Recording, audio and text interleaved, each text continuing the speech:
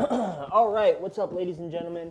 It's your boy Cam back again with another video here from Grappler's Graveyard to do another review on a product that you guys actually suggested that I review. So if you guys see right here, I do have the Shogun Ultralight Brazilian Jiu-Jitsu gi that you can buy right on Amazon. Off rips, right, we'll go ahead and say that this design on the interior is absolutely incredible. It's honestly much better than I thought it was going to be. I'll give you guys a quick look on the inside here. I think it looks absolutely incredible. Now, this is a gi that I don't necessarily love. I like the style. I like the way it looks. But there are some things that I do have to critique about the specific gi. Before I jump into it, please be sure to like and subscribe. Leave a comment. Let me know what type of gear you guys want me to review because I will go and buy it and I will try it out. I'm starting to have a lot of gear in my house. I'm trying out test dummies. I'm getting hauls from other companies that want me to review their products. So maybe I'll be doing some type of giveaway in the near future. So be sure to check back. Check all my socials, my Instagram, Pinterest, obviously the YouTube videos for future giveaways on products. I may be giving away a bunch of stuff. Without further ado, let's go ahead and jump into my personal thoughts while training in this gi for the past week and a half. So the first thing that I have to say here with the gi that I want to preface, this is by far one of the coolest designed gis that I have seen, that I've had. By far blows it out of the park. Like, this artwork is absolutely incredible. Let you guys kind of bask in it a little bit. This is the purple and black Shogun gi. As you guys can probably see, it is an A1. And if you guys have been following me and kind of catching on to the idea that sizing in Brazilian Jiu-Jitsu, specifically for the gi, is probably one of the hardest things to get down. Nobody seems to be getting it right. Not a single company. There are a handful that I do like. There's a handful that just don't get it right, that are ultimately too short to compete in. They're cool to wear, but like, if you plan on competing and don't want a gi to shrink on you after one or two uses, there's a lot of problems with that, right? You're spending hundreds of dollars on these things to begin with, but no one seems to be getting it right. Unfortunately, this does fit into that category of not necessarily getting it right.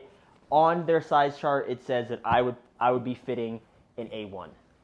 That is not necessarily the case. I will go ahead and throw this on to prove my point. If I'm competing, I'm not competing in this, right? Like, that's too much space between where my hand is. So that's the unfortunate thing, right? I've only worn this 2 or 3 times at this point, but trained all week in it. I air dry everything, so I don't throw anything in the dryer. So as you can see, the interior here has really held its quality. It feels silky smooth, just like the first day I bought it. So the interior lining does hold really well from what I have experienced, even being out in the sun, to air dry, everything along those lines. One thing I will say about this gi is that training in this does feel a lot warmer. It's the best way I can kind of explain it. Other gis that don't necessarily have this insulated liner on the inside of the gi don't increase your body temperature the way that this one does. Maybe that's because I'm training in Arizona and the mornings are starting to get a little bit warmer. But that's just something that I've noticed, that it does get a little bit hotter compared to other gis that I do have. Now, all the gis that I have don't have this beautiful liner on the inside, so I can't really compare apples to apples there. But maybe in the future, I'll go ahead and buy another gi with a liner similar to this and be able to compare those two to say, okay, maybe this one's thicker than the other or not. One thing that I also will say, right, that I've noticed about gis in the industry is that a lot of gis will claim to be ultra lightweight. I would say this is on the lighter side for gis that I've ultimately trained in. The lightest, not even close. The lightest gi that I have is by far going to be the Gold BJJ gi. The only downside with them is that they don't really offer very many colorways, so anybody that wants to, step out of the boundary of being in the blue, white, black gi zone, like, Gold BJJ doesn't really offer that, right? So there's a lot of cooler looking gis compared to Gold BJJ, but when it comes down to weight, I think that they've kind of won the game of the lightest gi on the market. I don't know where I would rank this in terms of like weight scale on the gis that I do have. At this point, I own about 8. Probably somewhere 3 or 4 in terms of how it actually feels on the body. Now, obviously, when you do buy a gi, it comes with gi pants, right? Gi pants for Shogun, there's not going to be very much that like differentiates gi pants from the other, right? Maybe stiffness and breathability. I do feel like these were really breathable, but they looked a little bit more boxy when I actually wore them, right? So I'm like a slimmer guy.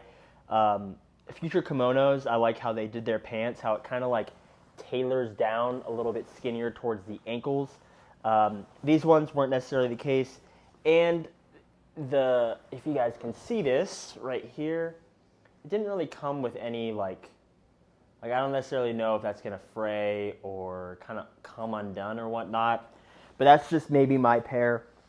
Nonetheless, if I were to rate this on a scale of 1 to 10, I would give Shogun BJJ probably a 7.3. 7.3 is a generous rating right now. Nonetheless, not necessarily my most favorite gi. By far, the most beautiful gi that I have. The liner is absolutely incredible. I look forward to trying out some more of their gis to see if maybe it was just the one that I had. If I had any suggestions for anybody buying this, try to go a size up. I normally wear an A1L. I have longer limbs, so if you're on the like the in-between spectrum is what we like to call it, like if you're in between A1 and A2 and you're like normally an A1L or an A2L or an A3L, it might be best to just go up a size higher to an A2 for this specific gi. Every gi is going to be different, but nonetheless, that is my comprehensive review. I will have a full written review with images and more details about the specific gi and my thoughts about it linked in the description below, so be sure to check that out. Again, my name is Cameron. I'm here from Grappler's Graveyard. I will buy any gear that you guys tell me to related to Brazilian Jiu-Jitsu, exercise, working out, cold plunging, anything. Just let me know. Leave a comment below. If I can afford it, I will get it and try it out for you guys so that you guys can get real, honest reviews. If you guys found this helpful, please be sure to like and subscribe, leave a comment, and be sure to check out our shop for our merch. Hope you guys have a great rest of your day. Hope you guys enjoyed this video, and I'll see you on the next one. Peace.